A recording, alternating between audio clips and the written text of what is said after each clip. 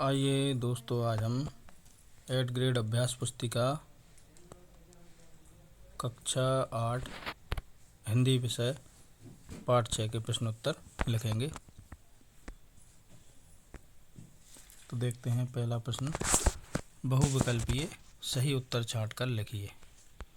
प्रश्न क्रमांक 1 है मात्रिक छंदे दोहा में पहले, तीसरे, दूसरे और चौथे चरण विषम और सम चरणों में से कितनी कितनी मात्राएं होती हैं। तो इसका विकल्प देखते हैं। ए है 13 11, बी है 11 13, सी है 11 11, डी है 13 15।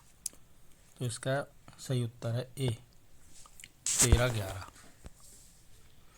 प्रश्न क्रमांक 2 है चरणवार मात्राओं की दृष्टि से दोहा का विपरीत छंद कौन सा है। विकल्प ए है चौपाई, बी है सोरठा, सी है कुंडलिया, डी है छप्पा। तो इसका सही उत्तर है बी सोरठा।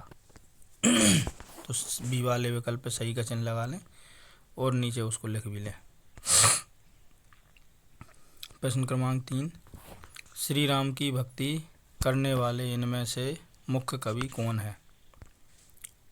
विकल्प हैं ए है सूरदास जी, बी है मीराबाई, सी है तुलसीदास जी, डी है रहीम जी। तो इसका सही उत्तर है सी तुलसीदास जी। प्रश्न क्रमांक 4 है इनमें से कमल का पर्यायवाची कौन सा है। ए है कारज, बी है सलज, सी है अंडज, डी है पंकज। तो इसका सही उत्तर है डी पंकज। तो डी वाले विकल्प पे सही का चिन्ह लगा लें। प्रश्न क्रमांक 5 इनमें से शुद्ध वर्तनी वाला शब्द कौन सा है। तो इसका सही विकल्प है ये वाल्मीकि, सी वाला। ये सी आएगा यहाँ पे। तो ये सी वाले विकल्प पर सही का चिन्ह लगा लें सी।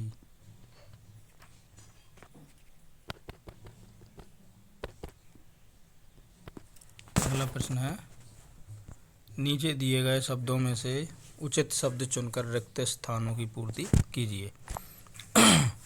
यानी ये ब्रैकेट में जो शब्द दिए हैं इनका उपयोग करके आप रिक्त स्थान भरें। प्रश्न क्रमांक 6 है, देखते हैं। सूरदास जी ने भगवान की भक्ति को कामधेनु के समान बताया है। तो छठे के रिक्त स्थान में कामधेनु लिख लें। 7वां है मीरा भगवान श्री कृष्ण की परम भक्त थी। 7वें रिक्त स्थान में श्री कृष्ण लिख लें। 8वां है श्री रामचरितमानस की रचना तुलसीदास ने की। 8वें के रिक्त स्थान में तुलसीदास लिख लें।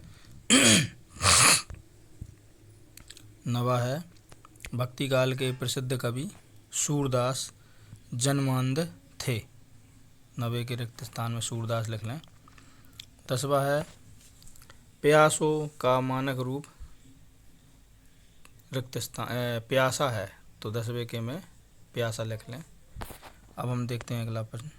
अति लघुत्तरीय यानी नीचे जो प्रश्न दिए हैं ये लघुत्तरीय रूप में है। प्रश्न क्रमांक 11 देखते हैं। अधम का उद्धारक किसे कहा गया है। उत्तर है भगवान श्री राम को कहा गया है। तो इसमें उत्तर में लिख लें ध्यान से।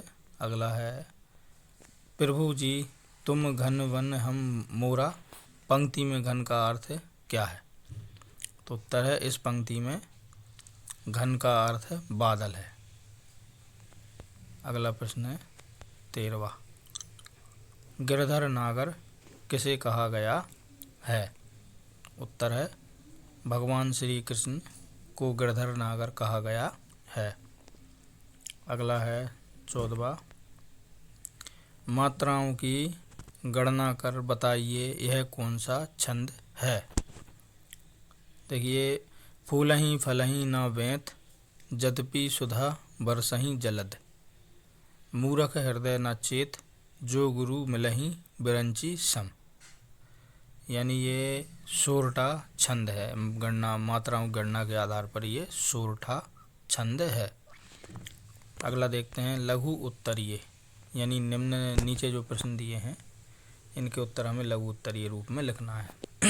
प्रश्न क्रमांक 15 है, रैदास जी की भक्ति किस भाव की है, उदाहरण देकर लिखिए। उत्तर है रैदास की भक्ति दास भाव की है, उदाहरण प्रभु जी तुम स्वामी हम दासा। अगला प्रश्न देखते हैं 16वां, जिस प्रकार सूरदास जी ने मन की तुलना जहाज के पंछी से की है, उसी प्रकार आप मन की तुलना किससे करना चाहेंगे और क्यों। उत्तर है हम मन की तुलना हवाई जहाज से करना चाहेंगे, क्योंकि हवाई जहाज कितनी ही देर तक आसमान में उड़ता रहे परंतु उसके वापस धरती पर ही आना पड़ेगा। अगला है 17वां, अहिल्या का उद्धार कैसे हुआ। तो इसका उत्तर है श्री राम जी के चरण स्पर्श से अहिल्या का उद्धार हुआ। अगला है 18वां, खर्चे नहीं कोई चोर न लेवे, दिन दिन बढ़त सवायो, पद में आए तद्भव शब्दों के तत्सम रूप लिखिए, लिखते हुए पंक्ति का भावार्थ लिखिए। यानी इसमें तत्सम रूप लिखना है और इस पंक्ति का हमें भाव भी बताना है। तो देखिए उत्तर, मीराबाई कहती हैं कि राम नाम रूपी धन ऐसा है जो व्यय करने से ना तो घटता है और ना चोर उसे चुरा सकता है, बल्कि यह तो दिन प्रतिदिन बढ़ता ही जाता है। दीर्घ उत्तरीय है प्रश्न। प्रश्न 9 है 19वां है, रैदास को किसके नाम की रट लगी है और वे इस आदत को क्यों नहीं छोड़ पा रहे हैं। उत्तर है रविदास को राम नाम की रट लगी है, वह इस आदत को इसलिए नहीं छोड़ पाए क्योंकि वह अपने प्रभु में मिलकर एक हो गए हैं। अगला है प्रश्न 20वां, भक्ति काल के प्रमुख कवि कौन कौन हैं, उनमें से किसी एक के बारे में 5 पंक्तियाँ लिखिए। उत्तर, प्रमुख कवि निम्नलिखित हैं। 1 कबीरदास, दूसरा तुलसीदास, 3 सूरदास, चौथा नंददास आदि। सूरदास वात्सल रस के सम्राट हैं। उन्होंने श्रृंगार एवं शांत रस का भी वर्णन किया। उनका जन्म रूनकता गांव में हुआ। सूरदास श्री कृष्ण के परम भक्त थे। उन्होंने सूर सागर की रचना की। ये देखिए भक्तिकाल के प्रमुख कवियों के नाम हैं और अपन सूरदास जी के बारे में 5 वाक्य भी लिख दिए हैं। आप इनको ध्यानपूर्वक नोट कर लें। इसी के साथ हमारा ये पाठ 6 यहाँ पर समाप्त होता है। यदि आपको हमारा ये वीडियो अच्छा लगा हो तो हमारे वीडियो को लाइक अवश्य करें और कमेंट सेक्शन में जाकर आप अपने महत्वपूर्ण सुझाव ज़रूर दें। इसी प्रकार के वीडियो यदि आप और देखना चाहते हैं तो हमारे चैनल को सब्सक्राइब अवश्य करें। धन्यवाद।